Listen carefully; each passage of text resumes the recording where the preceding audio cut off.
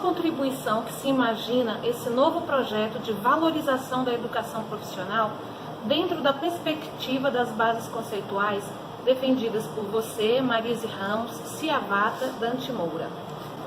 Na verdade, a gente defende uma integração entre a formação básica, clássica, no sentido do que é a educação básica que acabei de sinalizar na pergunta anterior, e a educação do domínio científico, técnico e científico, porque na verdade também é uma visão dual, colocar a ciência, a técnica de um lado, a política do outro, o particular de um lado, o universal do outro.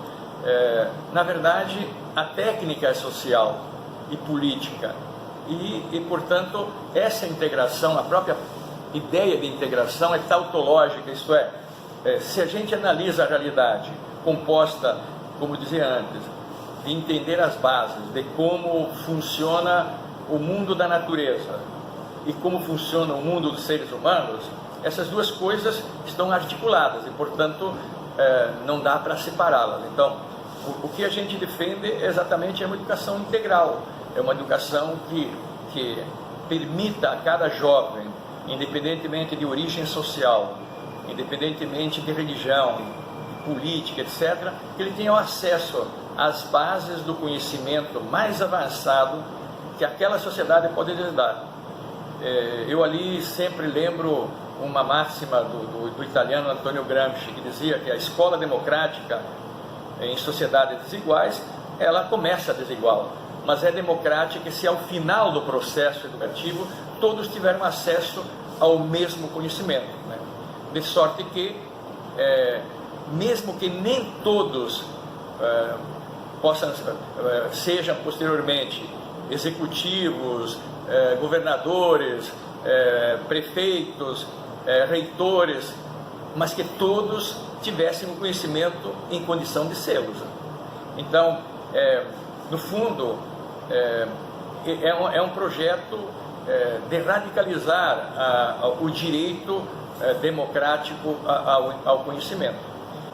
No Brasil, nós acompanhamos desde sempre, né, um truncamento, né, toda vez que há um avanço, e a gente poderia aqui colocar vários, na década de 30, os pioneiros, depois na década depois do governo Vargas, com as reformas de base, de pé no chão também se aprende a ler, pedagogia do oprimido, com a Constituição de 88, mas toda vez que há um avanço na luta pela escola democrática, pela educação democrática, vem um truncamento ou de uma ditadura ou de um golpe de outra natureza.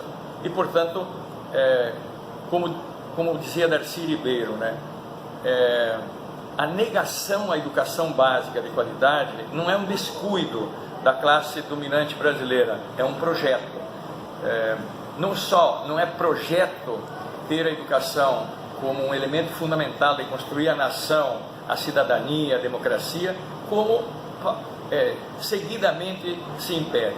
Eu citaria aqui, até convidaria depois quem escutar essa pequena entrevista, entrar no Google e ver um texto de Fábio Conde Comparato, são 2 páginas, que diz as duas constituições. O Brasil, desde a primeira Constituição até a última, tem avanços na conquista democrática das classes populares, da classe trabalhadora. Mas em seguida a Constituição não é praticada. A Constituição, de fato, é uma Constituição que vem depois nos arranjos dos grupos que impedem esses avanços.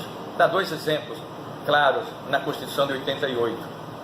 Primeiro, taxar as grandes fortunas. Alguém taxou alguma grande fortuna?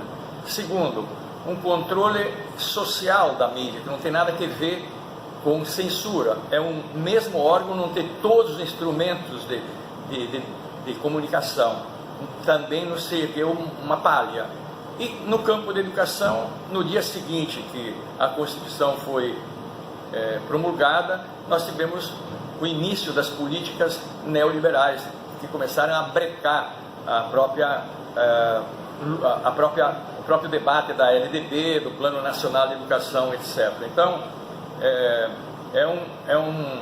é uma realidade de uma classe, né, que não vê na ciência, no conhecimento, um valor na construção da nação. E por isso que nós somos o que somos, como diz Chico de Oliveira, uma sociedade ornitorrinco, né, que produz a miséria e se alimenta dela, né? Uma sociedade desigualitária. Entretanto, também a gente vê desde sempre lutas e avanços, e portanto nesse momento nós temos que arregimentar forças para renascer das cinzas.